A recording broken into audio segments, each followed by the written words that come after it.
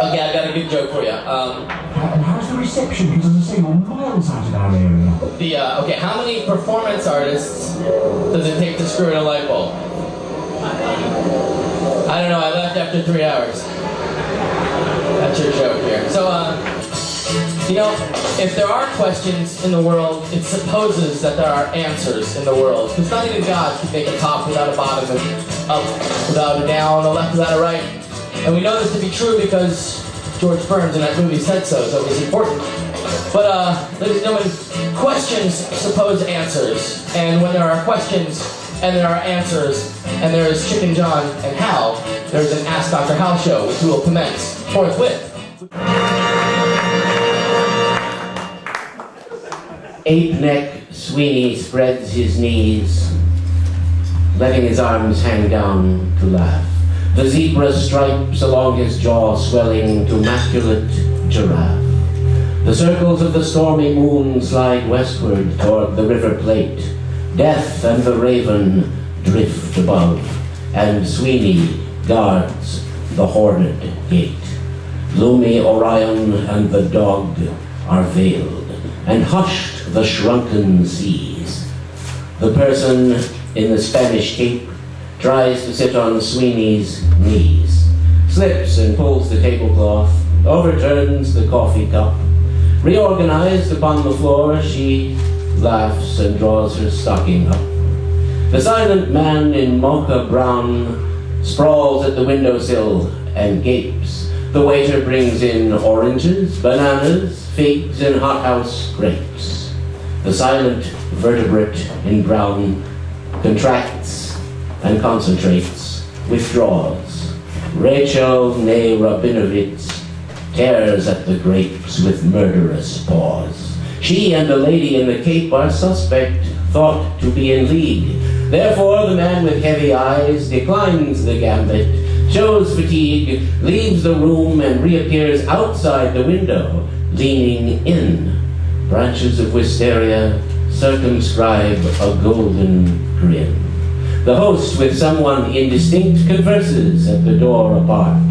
The nightingales are singing near the convent of the Sacred Heart, and sang within the bloody wood when Agamemnon cried aloud, and left their liquid siftings fall to stain the stiff, dishonored shroud.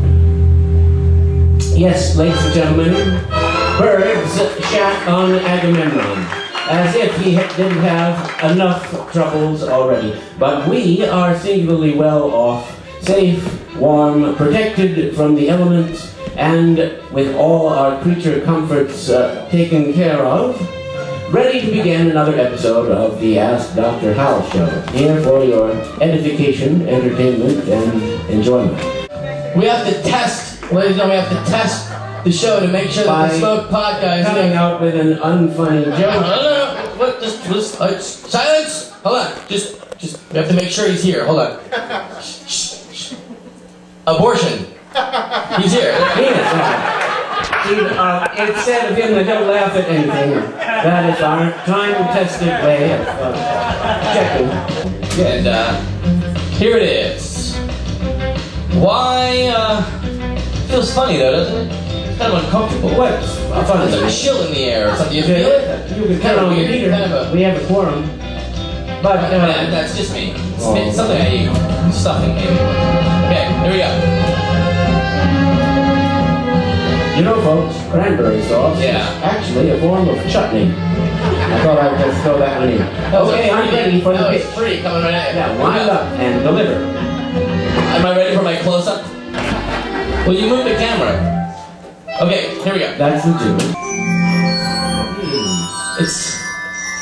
It feels like there's something missing, though. Are we all here? We are here, and Pop guy, the video guy, the other guy. Something's wrong. You know, I have a solution for when things are wrong. I have a solution. I have a jar of solutions. Excuse jar, or this time, or the solution? Why is what is it wrong? It says put a grape in someone's shoe. Okay, that didn't help at all. It wasn't really any good. Oh, I know know what it is. It's K-Rob's sign. It's on. The sign is on? It's already on. Your wishes have been anticipated.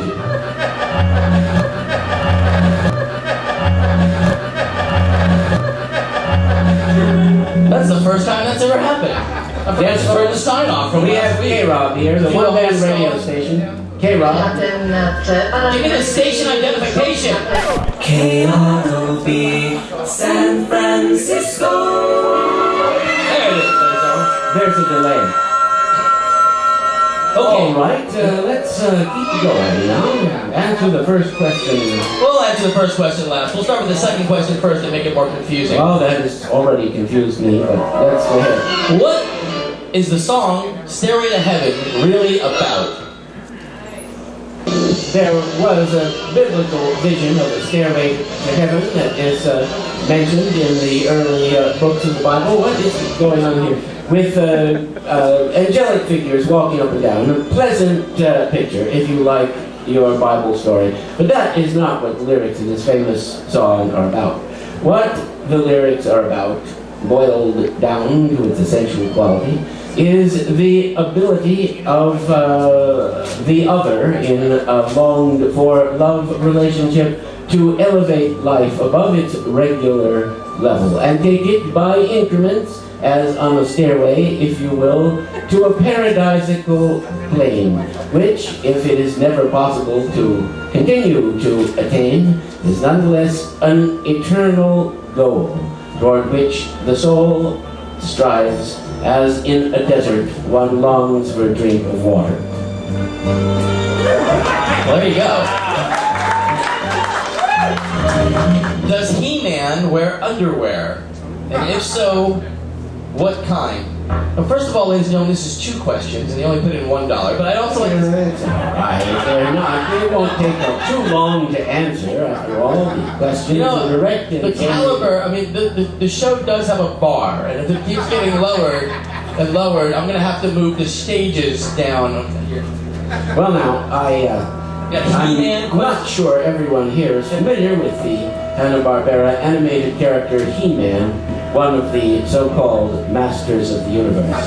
Of course, we would all like to master our portion of the universe if all was well with the world, but often we find our judgment slipping, and even our assured place in the scheme of things slipping.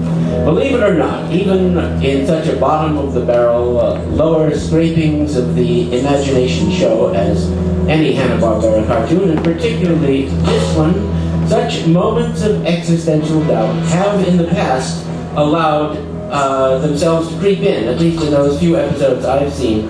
But to get to the heart of this question, He-Man's clothes are obviously configured by Eternian tailors to correspond to him personally. There are few wrinkles to be seen, and like Superman's leotard, that is because a well-tailored garment does not show many. And thus the interior may be differently configured from the exterior. For the sake of She-Ra, we must hope so. You know, one episode I saw involved some sort of cosmic accident or release of actinic energy which caused the duplication of Skeletor into his good side and bad side. Yeah. And you might not believe that Skeletor, supposedly the embodiment of evil in this cosmos, would have a good side, but apparently he did. And so he came over to He-Man's house and rang the doorbell. And I saw this episode. And She-Ra came up and said, you know, Skeletor's down there. Skeletor, here? Yes, yeah. And he seems, you know, to be on the level. And said, I know this sounds strange, He-Man, but I'm actually a good Skeletor. A good Skeletor? I haven't heard of that before. But, so it goes. Anyway, we've spent enough time on this question. Really? Well, we could go on, because the measure of a titan of evil must be that there are good qualities. Even Satan was an archangel before his fall. It's not out of bugs that one makes evil archangels, but out of good archangels. It's important that they've met here Their tonight. words And we're all scorn here. are scattered and their mouths Yes. are stopped with dust. Okay. Jermaine Jackson has a son named Giraffe. What the fuck? What the fuck, Hal? That's pretty unfortunate, isn't it? Why? Why? Because people are irresponsible in every aspect of raising their offspring, as we've seen often and again. And it seems unfair to burden a young'un with an impossible sobriquet, with a name which is sure to cause contention and perhaps even aggression on the playground.